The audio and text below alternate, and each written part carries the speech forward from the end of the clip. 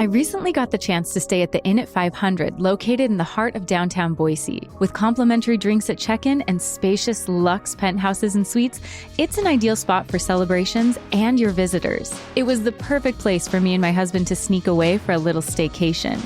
We loved the cozy fireplace in our room and the balcony with gorgeous views of the city skyline, where we shared coffee in the morning. Ready to plan an unforgettable Boise stay? Book now at inat500.com.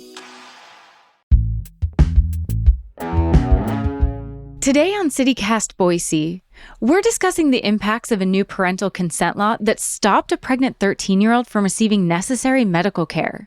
And we're breaking down what to expect at the polls with changes to Idaho's electioneering code. Plus, for our picks of the week, is pumpkin out as the favorite fall drink? It's Friday, October 25th. I'm Lindsay Van Allen, and this is what Boise's talking about. Happy Friday, everyone. Boise State Public Radio's George Prentice is joining me today. Hi, Lindsay. Hey, it's always a great Friday when I get to talk to you, George. I really enjoy these. Well, George, there is so much to cover, so I'm going to jump right into it. Idaho made national news again for another one of our laws that is having wild unintended consequences. And I cannot wait to hear your thoughts about what happened with the Idaho parental consent law this week. It indeed was a story, and kudos to the Washington Post for doing such a great job on this story. But yeah, I mean, this is the consequence of a law putting a face and a voice to it. Yeah, it really, I think when we have these laws, and just to clarify what law we're talking about, this was Idaho Senate Bill 1329 that was passed this year. And a lot of the concern around it was parents were worried their children were going to get medical treatment without their knowledge or consent. And so they wanted to make the law so that anyone under the age of 18 has to have parental consent for almost all medical treatment. So just to set the stage, That's the law we're talking about. And it's having some very serious unintended consequences, or depending on how you're talking to, intended consequences. Absolutely. And by the way, this means any medical attention, as we'll talk about. Yeah. So the story was about this 13-year-old girl in McCall. I believe her name is Aaliyah. And she was 36 weeks pregnant at the time that this story happened, or when the events in this story happened. And she believed she might be in labor, which is something that can happen at 36 weeks. She went to the doctor to get checked out. She actually went to a doctor who's a friend of the show, Dr. Caitlin Gustafson. And Dr. Gustafson was not allowed to assess her because she's under the age of 18 and they didn't have parental consent. And then it's not a matter of a quick phone call because her mom is in town or on the other side of a phone. There are so many layers to this. And yet, when you think of Aaliyah's circumstance and her relationship or non-relationship with relatives, it's not that unusual. No, George, I'm really curious because you've been in the news game a long time. You've seen a lot of things. And this story really highlights how limiting this law is for healthcare for children if there isn't this perfectly packaged nuclear family situation. Have you seen news before about this where children in Idaho are struggling to get healthcare because of Idaho laws, or is this really a unique and new situation for us? Well, we have truly gone through the looking glass in this law, but here is my personal attachment to this story. Not only did I live in McCall, I ran a group home for children, of foster children in McCall, whose parents had no connection by design with their children. I would take these children to the emergency room in McCall for a number of reasons, critical reasons. My heart sank when I read this story. I actually had in my care teenage young women who were pregnant. And I was thinking, oh my God, how would this law play out? Oh my God. No, and it's so devastating. And for anyone who hasn't read the article, at that moment, Aaliyah was not in labor, but I can't imagine how terrifying it would be to think you might be in labor, go to a doctor, and the doctor can't even check, can't even make sure you're okay, can't even do an assessment, the most basic assessment to make sure everybody's okay until they can get a hold of a parent or a guardian. That puts this 13-year-old in quite a bit of risk. Something, during labor, things can go wrong very quickly. And without being able to do the most basic of assessments, that is so incredibly dangerous. I'm really curious, did anything stand out to you from this story that was just, what was the most shocking or what was the most frustrating part of this story to you? There's so many layers to this story, including the fact that Aaliyah's mother is without a home. So here's the issue of people without a roof over their head, right? And how do you contact them, right? Or Hmm. whether they're estranged from their actual legal parent. And when can you talk to a guardian? When can you talk to an extended member of the family? And yet, she was in a possible emergency. Yeah. And what does a doctor do other than, oh my gosh, I've got to run this by legal, right? So, whether in this particular instance it's a young woman who may need emergency care because she's possibly in labor or the fetus is at risk or et cetera, and they're say they're up in McCall because they're at the YMCA camp and they're 3 hours away from a parent in the middle of the summer who is off on vacation. I mean, the layers of this just give me heart palpitations. So, to answer your question directly, when this was debated this past year at the State House, all I could think of was something that someone told me years ago, and that is beware of laws that are easily sold. And this law can be easily sold to a parent. And that because it has a handle on it, right? Well, Hmm. of course you want all the decisions for your child's, care. Of course you want to be notified of everything because most parents are thinking, yeah, I mean, I was like, of course, my child would never become pregnant. I would never be homeless, etc. And that's how divorced from reality things like this become. You are either way too old and have forgotten what it's like to be 14 or 15 years old, or maybe you are in an economic status where you can't imagine something like this happening. I mean, my heart races when I just dive into this story. Yeah, and like you said, just my husband and I were talking about what happens if we're on, let's say, a date and we're at the movies, so we've turned our phone off. Something happens to one of our children and they can't get a hold of us because we're at a movie, and now they can't administer medical aid to our children. Like these are just like life happens. In the story, they talked about that already there's been a 17-year-old patient who was stung by a hornet. They're allergic. Right, Nobody could administer an EpiPen. So that child went into anaphylactic shock. And right. that's when they were then able to treat that child. That is such an unnecessary risk. And so there's all of these scenarios where life gets complicated.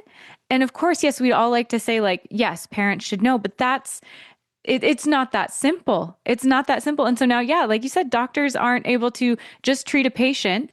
They Yeah. have to talk to the legal team. And the thing that was maybe most ridiculous to me about this story is even then when Aaliyah did go into labor, she couldn't consent for an epidural. She couldn't consent to be induced, even though it was her own body.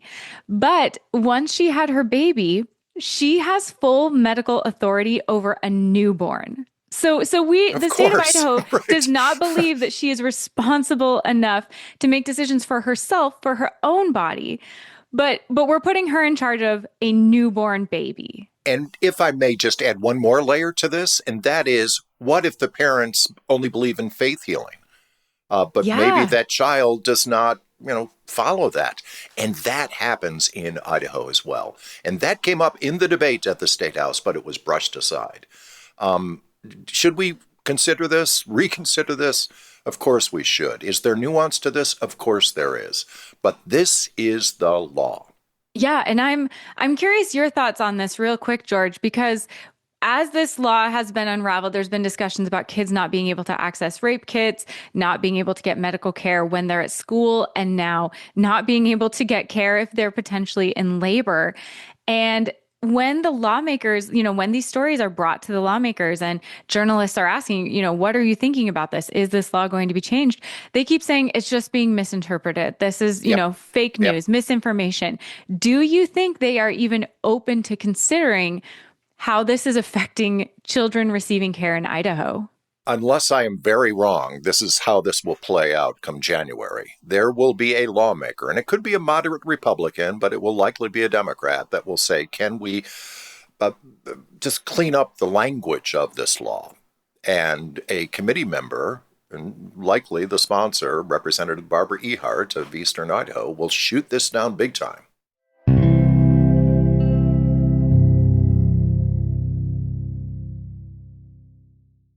Now, two pigeons bemoaning the fact you can stream DirecTV satellite-free. These humans can stream all the top-rated national news channels on DirecTV, and now with no satellite dish. This just in. Weather, sports, election coverage. DirecTV has it all, but something is missing. The satellite dish. What are you doing? I'm reporting the news. Back to you, Bob. Here's some news. You're a buffoon. Stream the top-rated national news channels. No satellite dish. Visit directtv.com. Internet required. Top-rated news based on 2023 Nielsen ratings. Is your cold making it hard for you to get to sleep and leading to a bad morning? Switch to Mucinex Night Shift for fast, powerful nighttime multi-symptom cold and flu relief. Mucinex Night Shift fights your worst nighttime symptoms to help you get to sleep and wake up ready to go. Mucinex Night Shift. It's comeback season. Use as directed. Okay, George, you've been teasing me all morning, and so I really am curious now. You said you had some really breaking information about electioneering in the state.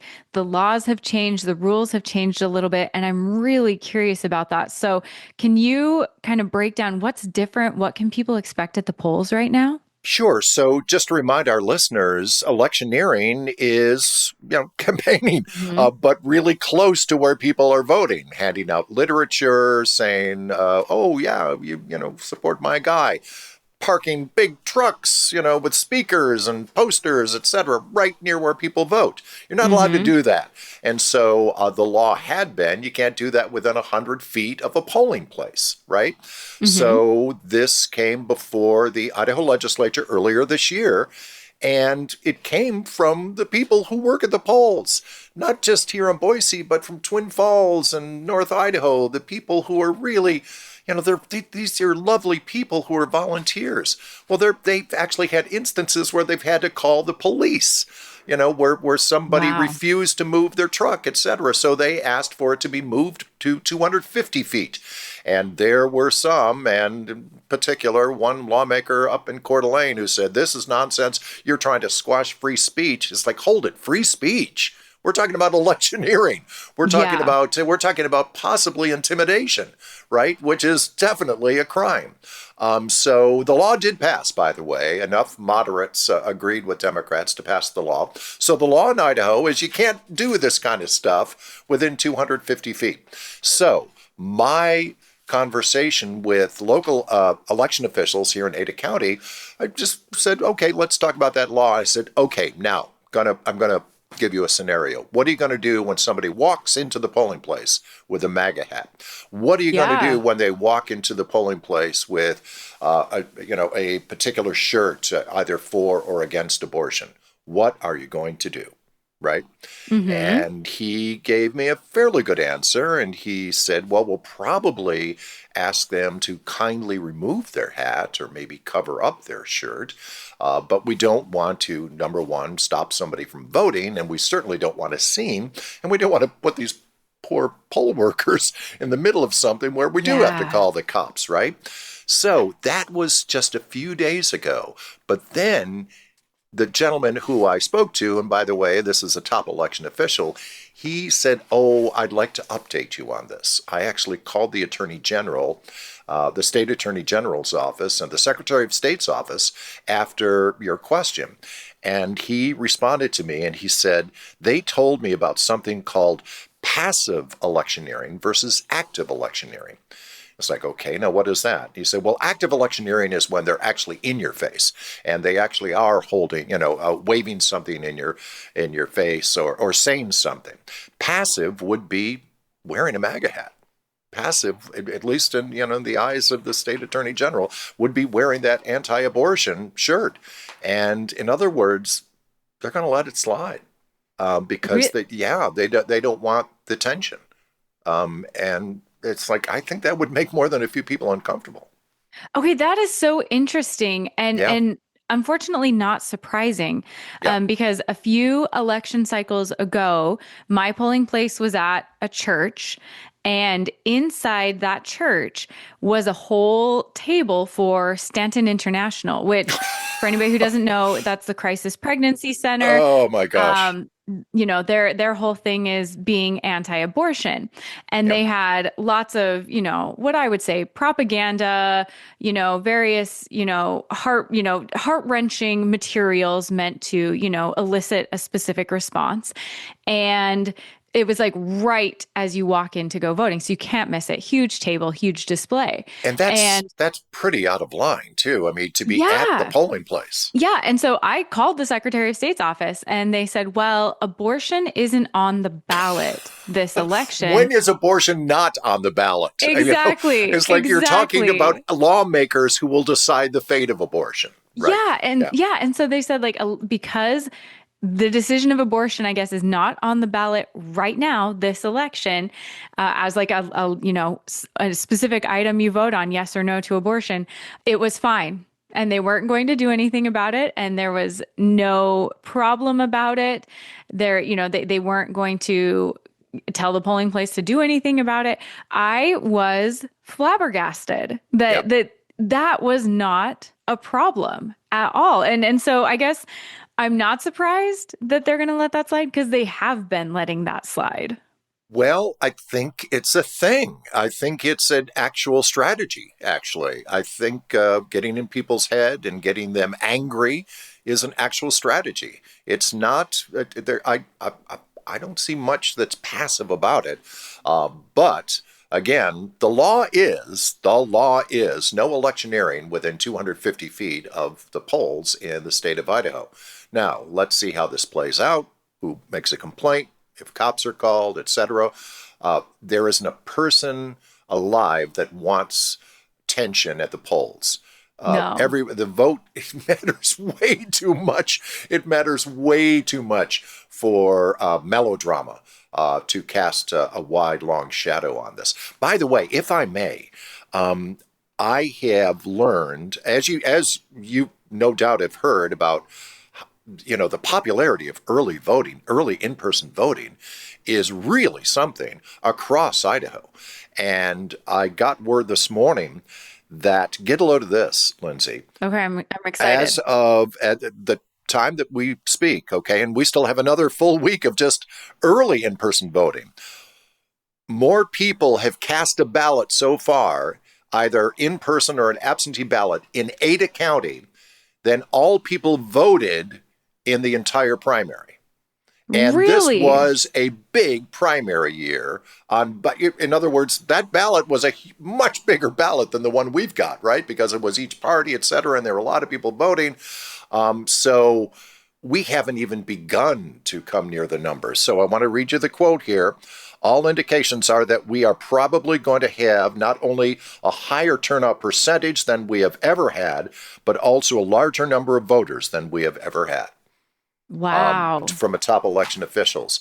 So we kind of thought this is where we were heading. And by the way, in Ada County alone, more than 100,000 new registered voters have been added to the polls just in the last two presidential elections. So in 8 years, more than 100,000 new registered voters. And that's as of today, because we know that that number will only go up because people can register as they walk into the polls. Wow. I cannot wait to find out what the turnout is, what this looks like. It looks like it's going to be a year for the record books. Yeah. And just a quick reminder for everyone that on Friday, October 25th, when this episode airs, it is the final day to request an absentee ballot, and that has to be done by 5 p.m. So please, please don't sleep on that. Don't wait on that.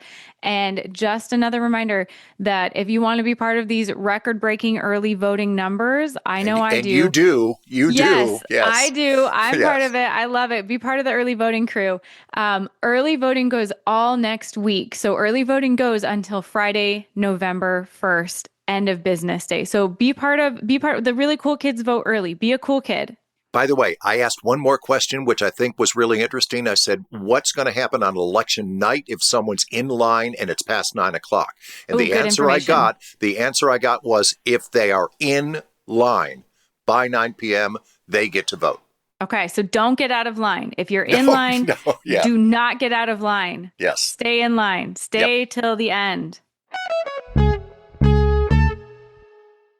In this ad for the Mobile One brand, I have 30 seconds to talk about driving, which might be what you're doing right now. Maybe you're in the car, you're free, you're in control, on an open road with an open calendar. Your mind is wandering, and you're going with it.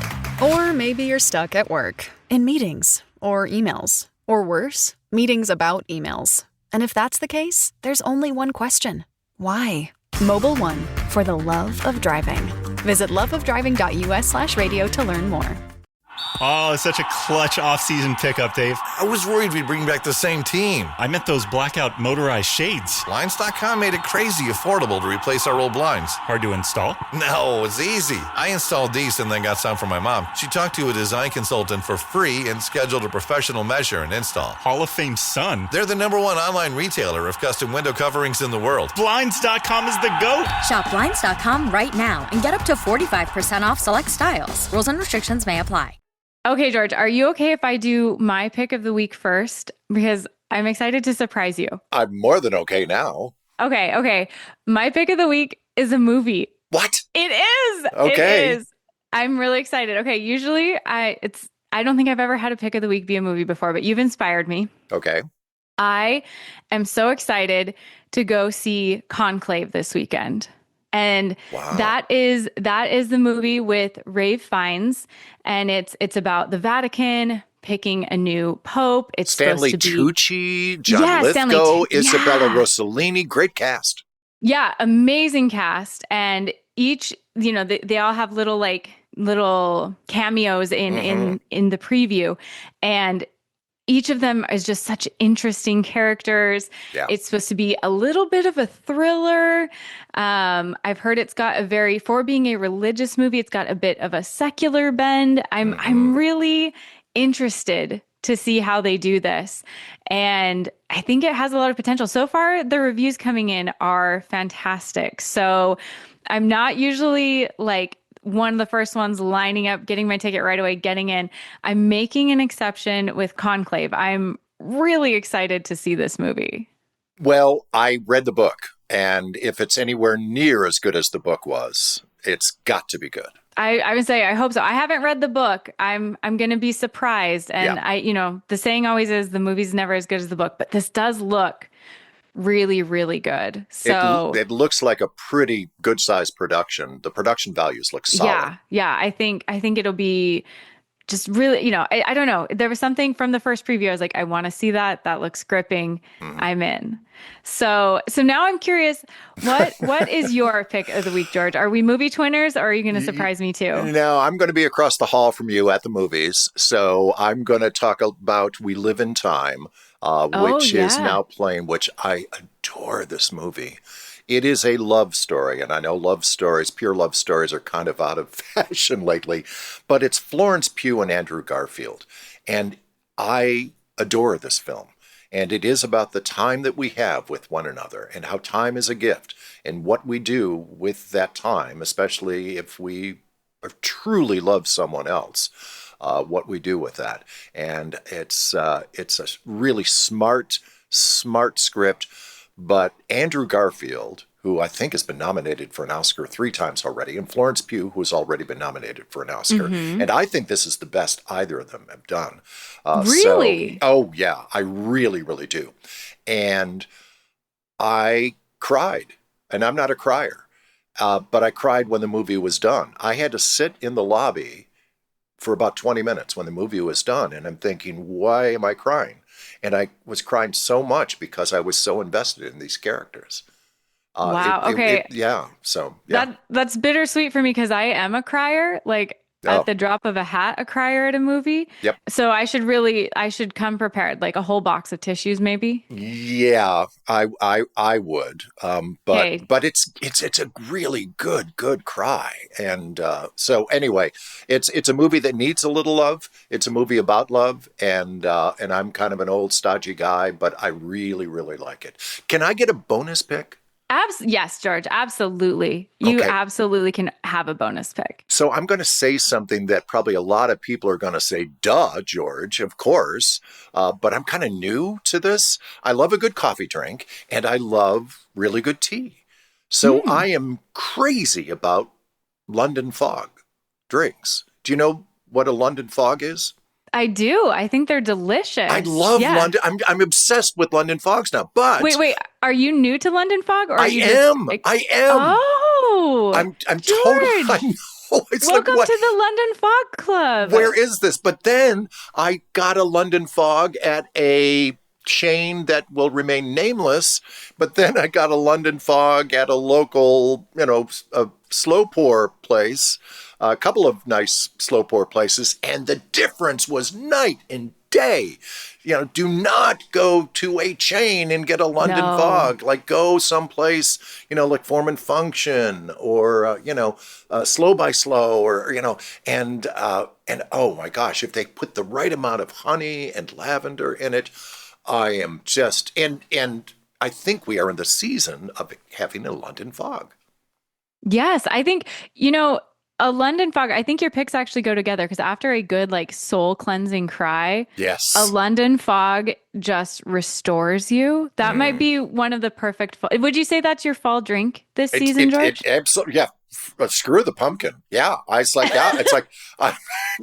I am so into the line. It's like Earl Grey. Are you kidding me? Lavender, honey, some milk. It's like, oh my gosh. It is one of those drinks that just is perfect for a cold, blustery morning or after you've had a good cry watching a movie. Yeah, and I'm going to experiment at home and definitely do them at home as well, but I definitely highly recommend one of the really nice local slow pour places. Okay, I can't wait to hear an update about how your home London Fog experimentation is going. Oh yeah, I've got probably a lifetime's supply of Earl Grey. So, well, thank you so much for joining me, George. I loved hearing your insight about all of these different topics, and I think your picks of the week absolutely made this episode. I'm right there with you with Enclave too. So, Lindsay, thank you.